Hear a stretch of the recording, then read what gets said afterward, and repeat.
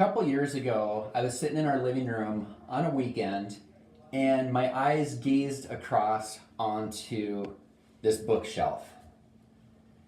And I thought, man, I've read a lot of books, and I'm a slow reader, and I like to highlight and take notes. And it was sad because I thought, I don't know if I could stand up right now in front of my third grade class and say two sentences intelligently about any of those books. But then, after a few seconds, a calm came over me. And I thought, oh, I don't have to give a book report to Miss Odegaard's class. I need to merely connect ideas to make the most out of the time and effort and money I had spent in these books. And it's important for me to say right now that when we think in pictures. So if I was to say Batman to you, you're not thinking Batman, are you? You're thinking of the guy with the cool car, the cape, and the horns. Halloween's coming up, maybe your child's Halloween costume. And this wave of possibility came to me. And I don't know if it was March Madness time, but I was thinking bracketology. I was thinking of brackets. I was thinking of possibility. What does that look like in my mind's eye? Of being able to have the freedom to connect ideas and to create something from nothing. And that's a beautiful thing, our artistic abilities, everybody's artistic abilities. And I thought, this bracket looks like something that I love to talk to patients about. And I show them this chart constantly. We're talking about the three intelligences. Nobody's talking about this on the planet, to my knowledge, at least in the way that we have put this together in our group. And a person has inborn intelligence. Your inborn intelligence, keep this in mind as we go forward, because we're talking about the three intelligences.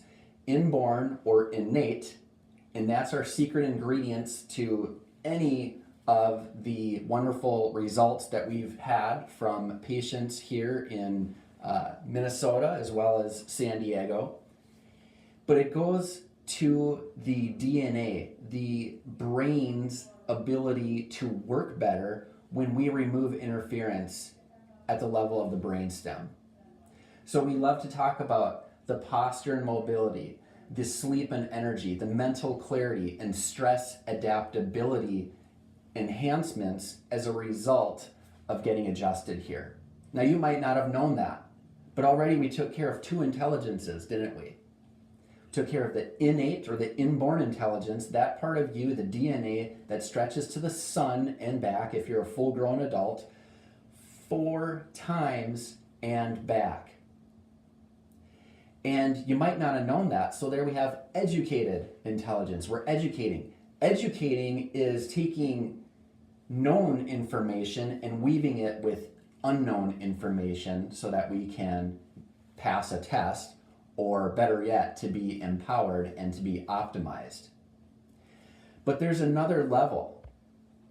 You don't have to know how the brain works with the wiring and how all this stuff is integrated from just doing one thing any more than you need to understand how an electrician, depending on how he or she has done the wiring in the electrical box, that light, that switch might turn on one light, it might turn on 2, or it might light up the entire left field, as we see in this picture on the far right.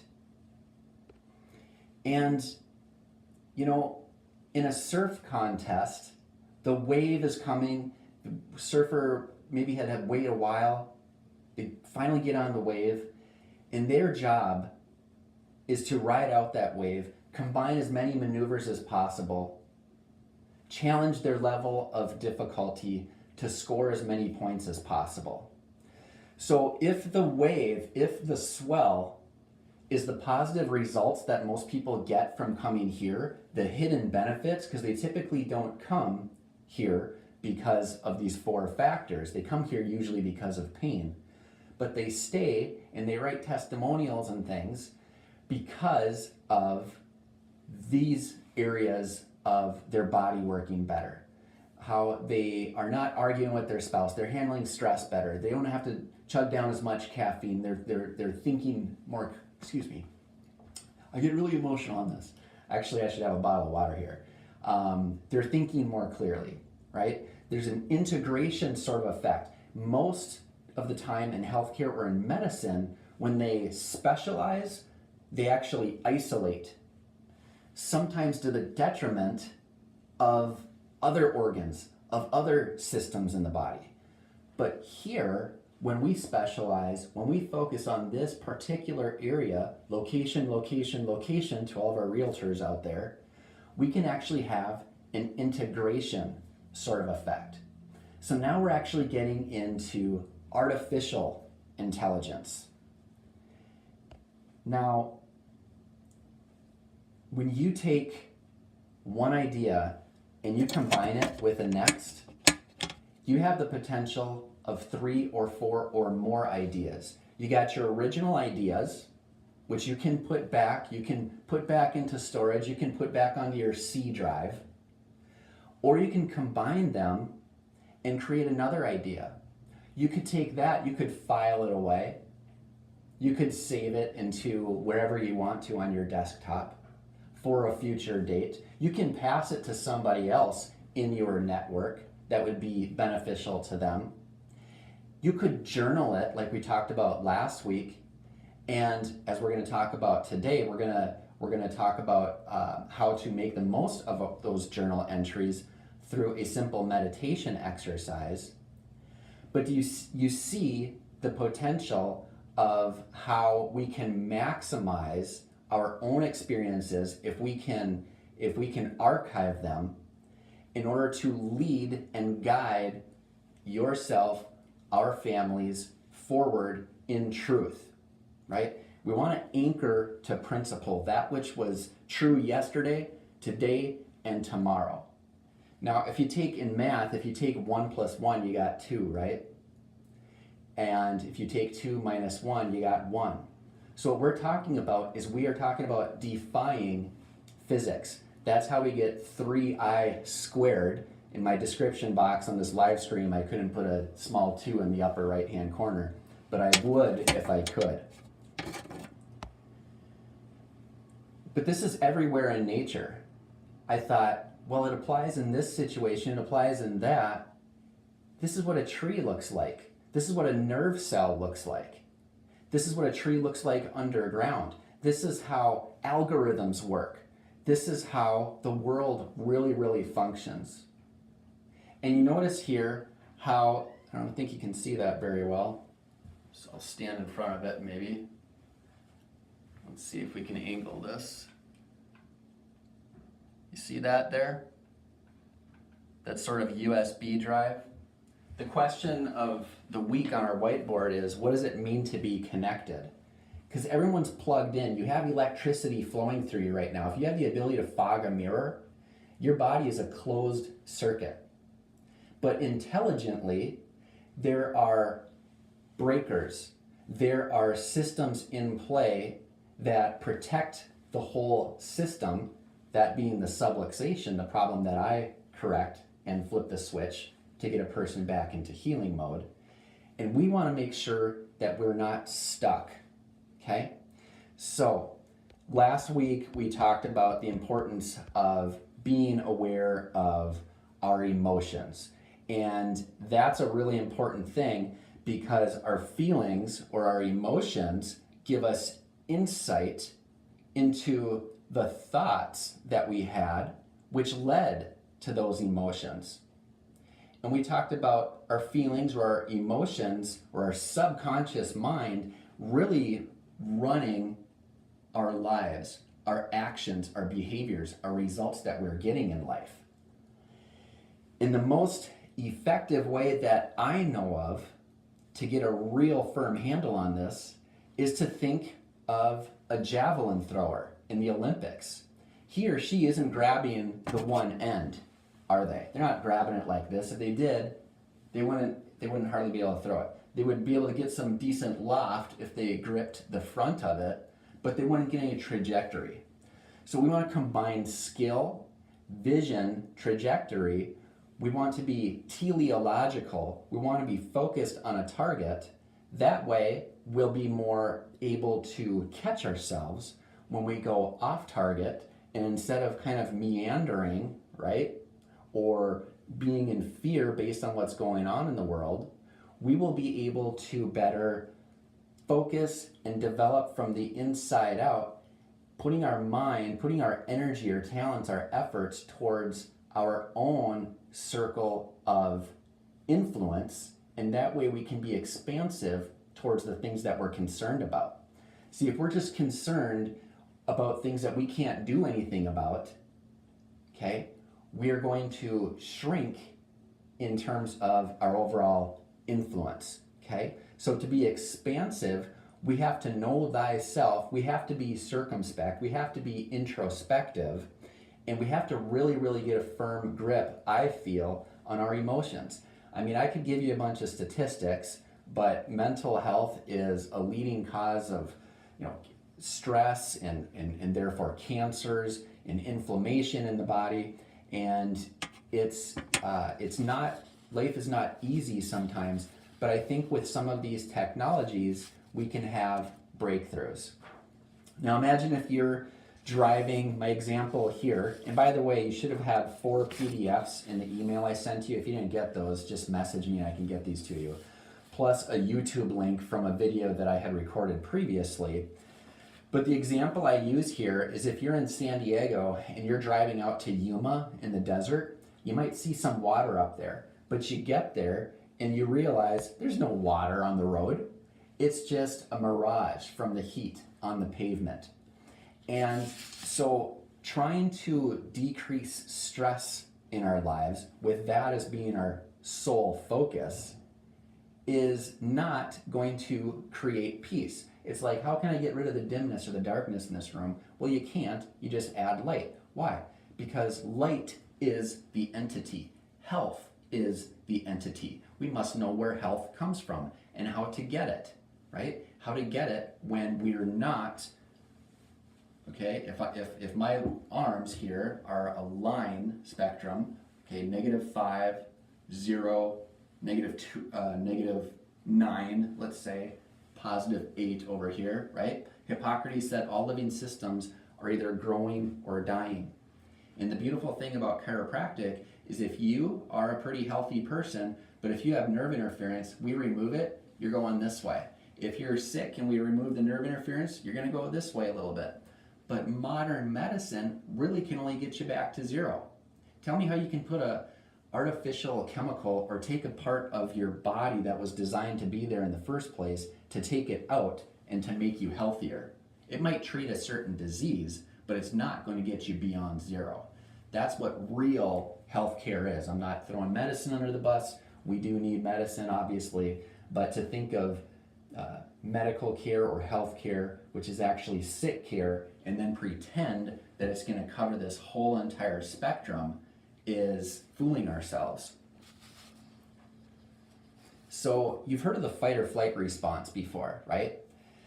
Well, that's true, but it's kind of not true, because pretend you are gonna take a cookie and you're not supposed to, right? You're in the kitchen and you look around, there's mom or dad, and then they come around the corner. What do? Do you do that instantly? You freeze, you don't know what to do. You hope they don't see you. Same thing in the wild. An animal would freeze, at least mentally, determine if they're going to take fight or flight, and then go ahead and do that. So one of the most common ways that we start to have that fight or flight, that stress response during a regular day, one common thing, the studies show that we hold our breath when we check email. Just imagine that. Something as benign as checking email, and we hold our breath, and it can create this small fight or flight response. We get stuck. If I am gonna jump in the air, before I come down, there's a brief moment of pause. When you're driving home in rush hour traffic, right, if the velocity is appropriate, the stress and the tension is minimal. When stuff slows down, that's when the tension builds up. So we have to be forward thinking. There's only one way to go. Hippocrates, father of modern medicine, said all living systems are either growing or dying. So it's only normal to want to grow, to go in this way, and to unfold. And that is what this series is all about.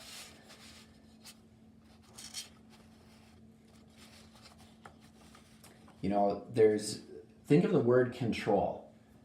It's kind of been stigmatized. Oh, you're such a control freak, or that guy is out of control.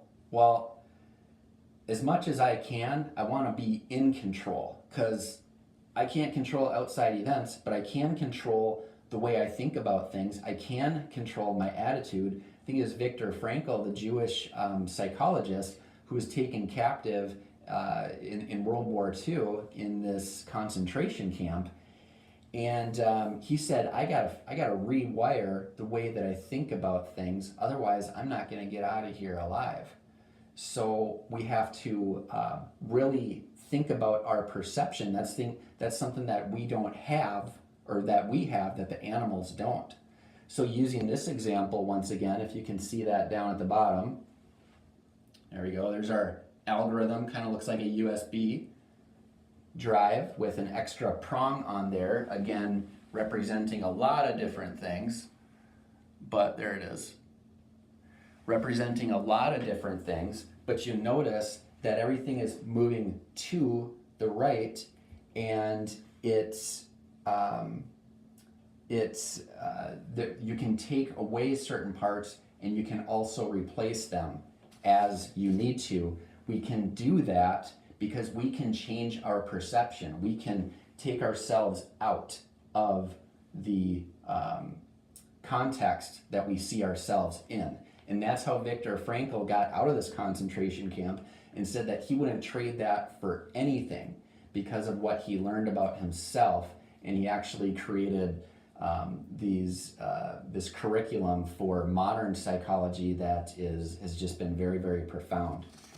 And I think cognitive behavioral therapy, which is the main part of psychology right now, really comes from Viktor Frankl. So out of the alternatives of being out of control or being controlled, I would rather be in control as much as possible.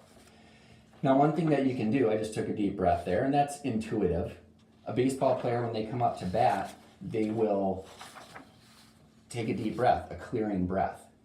You know, the vagus nerve, cranial nerve 10, that exits out of the brainstem level and goes down to every single major organ of your body, up to the first part of the large intestine. Did you know that 90% of that nerve pathway is incoming towards the brain? Right? So nerves are, I'm overgeneralizing here, but they're 50% outgoing to the body and 50% sensory going back to the brain. The fact that the vagus nerve, vagus getaway, is 90% incoming to the brain information means that we have an opportunity to, based on how we breathe, we can convince our brain that all is well, all is calm, and then we can think more clearly, we can be more adaptive. So breathing through our nose with our belly, not moving our chest very much, and actually having our exhale be slightly longer than our inhale. You gotta breathe anyways, you might as well try to upgrade it a little bit. This allows the hemoglobin, or the oxygen, to strip off of the hemoglobin better, and this because of the carbon dioxide. Carbon dioxide isn't just a waste product. When you breathe out slightly slower, such as 5 seconds in, a 1 second hold, and a 6 second out, you are getting better oxygen circulation, and it stimulates the brain, and it puts you at more of a state of peace. Okay, so the video that you have as part of the email I sent is there's 3 tracks. It might seem kind of boring, but it's actually really good when it comes to meditation. And we're going to talk about a simple meditation exercise here. But basically, if you're 5 feet tall, you should be breathing in for, I think it's 4 seconds, holding for 1 second, and then out for 5 seconds, and all the way up to 6 feet tall. Those times vary. But what I've done is on guitar, bing, the high note you're breathing in, and then it pauses, and then boom, you're breathing out. So it trains you to breathe right along to the tones on the guitar. That way you don't have to think about your breathing. You'll just kind of do it in sync with the music. That's the whole idea. So algorithms are very important. Let me give you a couple of quotes here. The most important language you and your kids can learn in the 21st century is how to write algorithms. Yuval Noah Harari said that, or excuse me, Ray Dalio, multi-20 billionaire Ray Dalio said that. And Yuval Noah Harari, an author, said, an algorithm is the most important concept of the 21st century. Another attachment that you had, PDF, is this thing called Vegas Getaway. Now remember, we said that stress is the loss of velocity. It's getting stuck, right? Overwhelm comes from not having a lot of stuff to do. Overwhelm and stress comes from not knowing what to do next. And so what this does is you put your head and your eyes even in certain positions, and you coordinate your breathing with it, because the vagus nerve, and there's different connections and networks in the brain and how all this stuff is connected. You're putting a gentle stretch and stimulation on the vagus nerve, and there's some people that do it for anti-aging effects in the facial muscles. And if you want to learn more about a thicker book on the whole thing, then you could go to Accessing the Healing Power of the Vagus Nerve, and that's by a doctor named Stanley. Okay, but this exercise right here, part of it you're face down, part of it you're sitting in a chair, and again you're controlling your breathing, and you're doing very, very particular body movements. All right, next thing is the structure of an algorithm. Now we're not going to go into a lot of detail, but an algorithm is basically an if-then statement. If this, then that. A couple of examples. When I wake up, I'll probably go to the bathroom, but after that, what do I do? Okay? The day is going to be better if I slept well. So part of our algorithm at the Petrick household is it's a goal. It's like a battle royale just to get to this point. But the standard is everybody should have their teeth brushed by 9 o'clock, and then we do our evening routine. I'm not saying that we always do that, but I will say that if we're able to do that, then people are actually able to sleep well. And most of us are underslept. Americans are the most underslept, I believe, in the entire world. So make sure you look through this. You can see here how you can easily branch out and create your own algorithms. We might have a workshop specifically on examining and writing out our past algorithms, which may not have worked very well in our favor for whatever reason, but then being able to see, aha, here's how I can restructure that if I am able to do this and then click this with that and save more time, be more efficient, and be more empowered.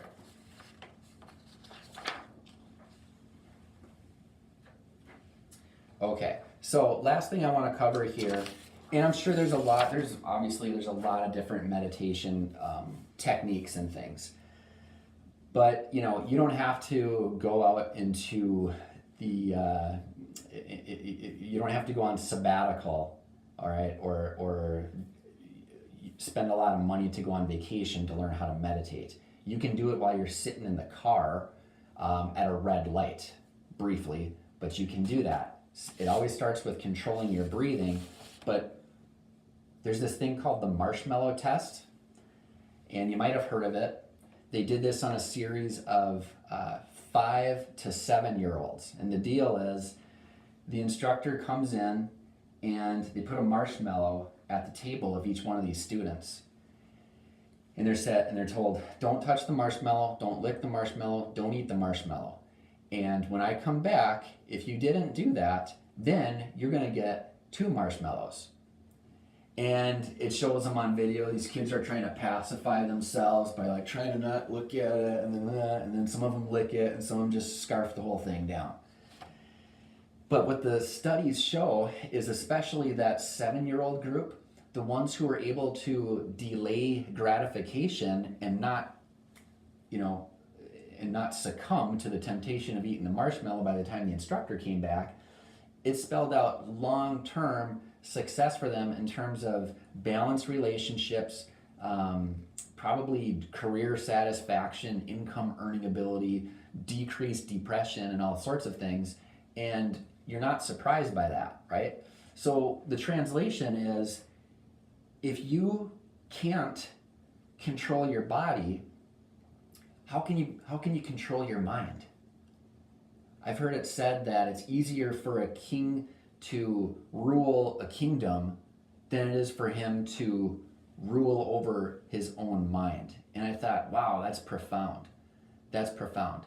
And again, it's not if you're here or there, you're +3, you're -5, whatever. The key is that you can decide right now to make these small changes to have an incremental impact over time.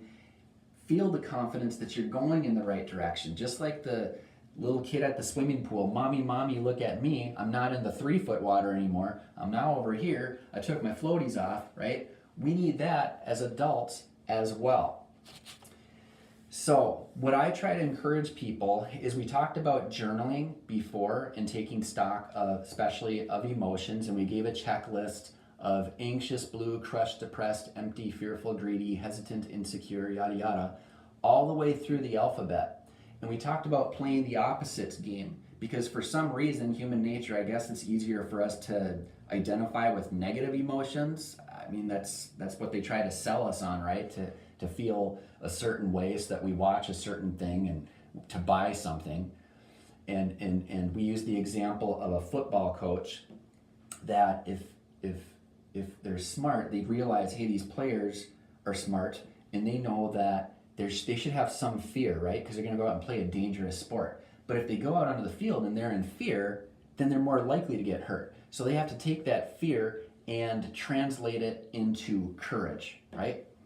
So we have more insight when we're identified with that emotion that we are experiencing. And that was just a simple exercise to get the pen kind of going. And then we talked about how to capture and how to write simple journal entry. But now, in terms of, again, that synapse or that combination here, you can see this wire coming together, and that's where the power strikes, right?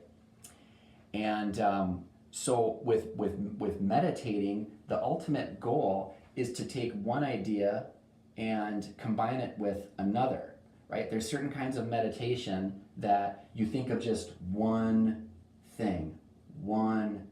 And inevitably, you're going to think of other things. Other things are going to pop into your mind. But when we're illuminated by our own story and archiving our own, emotions and events according to our own gifts, abilities, experiences, personality, we empower it, we integrate these things, and we bring them together, and we have a good meditation time where we have disciplined ourselves to, okay, first of all, sit there and stare at the wall and do not move for 5 minutes. You can blink, but don't itch yourself. It's going to seem like an eternity. But the next time you do it, it's not going to seem that long. And some people, when they meditate, they can be there for hours. One of my favorite singers is Rivers Cuomo of the band Weezer, and he meditates every single day. He hasn't missed a day in 20 years except when his tour bus crashed. But the idea is that you can get the confidence in yourself by having a reputation of being able to not move, let's just say for 5 minutes. But then imagine this. Imagine if you can see on the wall a square. Can you, in your mind's eye, see 2 horizontal lines doing this and then 2 vertical lines doing that? Can you see a square on a blank wall? Can you kind of draw that in your mind's eye? Then, can you see a circle there? Then, can you see it forming into a cone? Can you do that? Can you look kind of from different angles and see that? You're cultivating, you're improving your creative abilities, right? The endowments that you are given as a human being, our ability to reason, to intuit, to imagine, to consider our perception, our memory, all these things. I don't know what can sharpen these things better than being introspective and journaling, right? Again, Sudoku, crossword puzzles, that's good for the brain. That's good for the hippocampus, right? One of these parts on the brain there. But those things aren't as interesting as you, okay? So imagine if you can do that. If you can really see that, you can improve your creative ability. And ultimately it comes to, again, creating connections and associations with your own future plans. I think one of the most loving things that you can do for somebody in your family is to create that for them, not to impose anything onto them, but to look at their life and how they are unique, and then to see opportunities, right? In physics, and I think that's just the easiest way to kind of explain stuff, is if you're going to take a milk carton and pour the milk into an empty milk carton, it's going to satisfy the bottom first, right? So any closed system, the energy first has to satisfy, okay, this thing's not going to break down, it's not going to fall apart. In a real life situation, football team, seems like every receiver or every team has a wide receiver who's, wants the ball more and is creating entropy in the locker room. Now, is it a good thing for them to have that player, even though he might have a lot of talent, on the team because of how he can cause entropy, right? It takes a lot of effort and energy just to maintain everybody else's sanity. But assuming that is met and you're not in adaptation mode, you're not in fight or flight mode, the higher level is understanding your own capabilities, maximizing your capabilities. Because when you do that and then you're aware of opportunities, then you're ready to embrace it, right?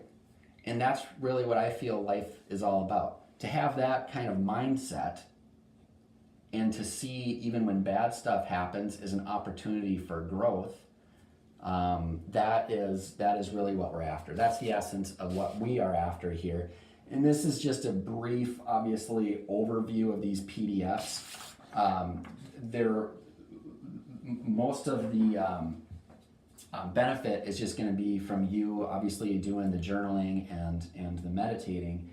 But I'm deciding that Prior Lake Spinal Care, what makes us unique? Yes, we do the mechanical adjustment on people, but I really think that in our wheelhouse is the 3I squared, right? Is the innate, the inborn intelligence, the constantly learning. If we're curious, the more we learn, it keeps us humble, right? Because we ought to realize that, hey, maybe I don't know as much as I did know. That's a healthy thing. And when we can layer that with algorithms and artificial intelligence, and they're using it on you, right? Facebook's got algorithms on you. They know when you want to buy. Christmas season is coming up. They know they know the feeling to stoke into you to make you buy stuff, right? They're using it on you. We want you to use it on you. Well, thank you very much for spending this time with me. We've talked about kind of the mental, emotional the conceptual aspect of this. We talked about the amygdala tonight. This is the stress center of the brain. We talked about the hippocampus last week. So next week we're going to be talking about posture and mobility, and then after that we'll be talking about sleep and energy. So we're halfway through with this course. Thanks for being with me, and feel free to leave a comment, share this with anybody you'd like to, and then just message me if you didn't get those PDFs, and I'll get them right out to you. Thanks so much.